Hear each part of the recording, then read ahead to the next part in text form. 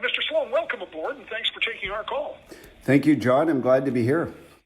What distinguishes your campaign from the two frontrunners in particular?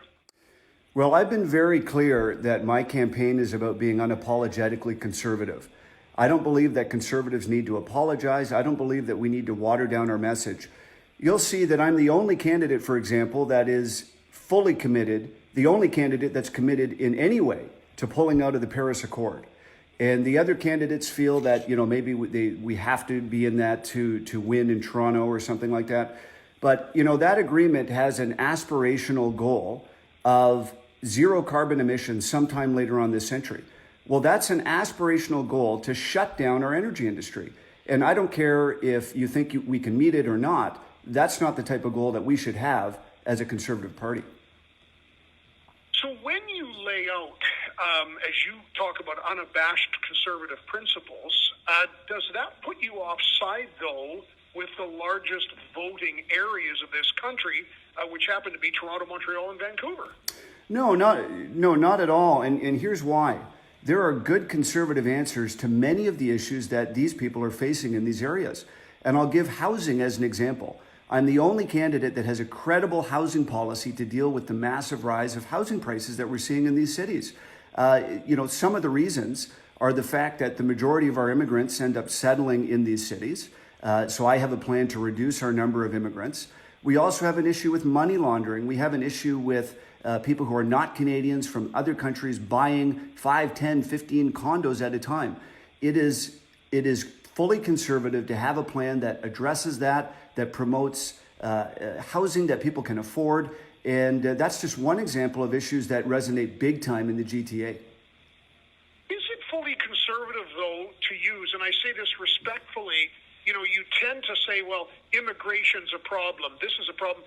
I mean, there's a jingoism kind of ultra-right-wing conservatism that looks at immigrants as the source of a lot of problems, that you don't find it when you study it in the documentation of the evidence. Well, and I'm going to call you on that, John. So I am not against immigration. I think that immigration has to serve the country that people are immigrating to. So, well, I do think that our immigration levels are higher than other developed countries, and we should probably bring them in line with it. I think that immigration has a great part to play. So do I think that Saskatchewan and Manitoba could use some more immigrants? Sure. But the bulk of immigrants end up settling in one of three major cities. And it is clear, we know, if you Google right now, you can look at all the different articles that are talking about with the border shut down and immigration shut down right now due to COVID-19, it is having an impact on the housing market. So it is clear, to give you an example, in the GTA, about 150,000 people settle there every year. There's only 37,000, actually, last year there was only 27,000 new housing units that came online. So you can just see the supply and demand metrics there. So we need an immigration plan that is more regional, where we're promoting immigrants to go to different parts of the country. Immigration, there's nothing wrong with immigration, but we have to do it in the right way. And there is a right conservative way to do it. And my platform addresses that. Derek Sloan, one of the four conservative candidates. We've met each of the candidates, Mr. Sloan being the final candidate on our roster today. So what distinguishes you then from those two other candidates? You had, obviously, Peter MacKay has led a national party. Erin O'Toole came very close last time. So they're both saying they are conservatives. You laid out a few of the issues that you say are more conservative. How do you deal with them in the same space? Well, again, I think when you look at Erin O'Toole, you look at Peter MacKay, they're running on the idea that we have to avoid controversies, focus on the economy, things of that nature. That's what the Conservatives have done for the last couple of elections, and it hasn't worked too well for us. The economy is very important, but the Liberals traffic in division. They traffic in, divisive identity politics, and we have to be willing to go toe-to-toe with them when it comes to these more controversial issues. And I am laying out, I'm the only person that's been talking about the dangers with regard to other UN things that we've signed on to, the United Nations Declaration on the Rights of Indigenous People. There's nothing wrong with wanting the best for the Indigenous in our country. But this is a document that will stymie resource development. It will prevent Indigenous groups who want resource development from getting it. And I'm the only candidate that's been speaking against the UN Mass Migration Compact, the Declaration on the Rights of Indigenous Peoples, the Paris Accord. You know, these are things that are important to address in an intelligent way.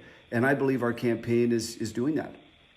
Derek Sloan is with us, website dereksloan.ca, the final one of the four Conservative leadership candidates. So how do you see this ranked voting? And of course, some people have strong views on this. Other people say at least it gets you to over one half of the members supporting somebody as names fall off the ballot. How do you see this thing working out for you? Well, you know, I heard some data earlier today that suggests that almost half of Conservative Party members are undecided. And I believe that that bodes very well. If you were going to be decided for someone like O'Toole or McKay, you'd probably be decided already. These people are well known. They're running campaigns. Aaron O'Toole ran a campaign in the last leadership. So I believe the undecideds will decide this leadership race, and I believe many of them will go to me. Good meeting you today, Derek Sloan. Thanks for taking the time with us. Thank you so much, John. I'm happy to be on today. Derek Sloan, Conservative MP from Hastings, Lennox, and Addington in Ontario. Hey, Mr. Sloan, good meeting you. Thanks for taking the time. Thank you. All the best, John. You as well.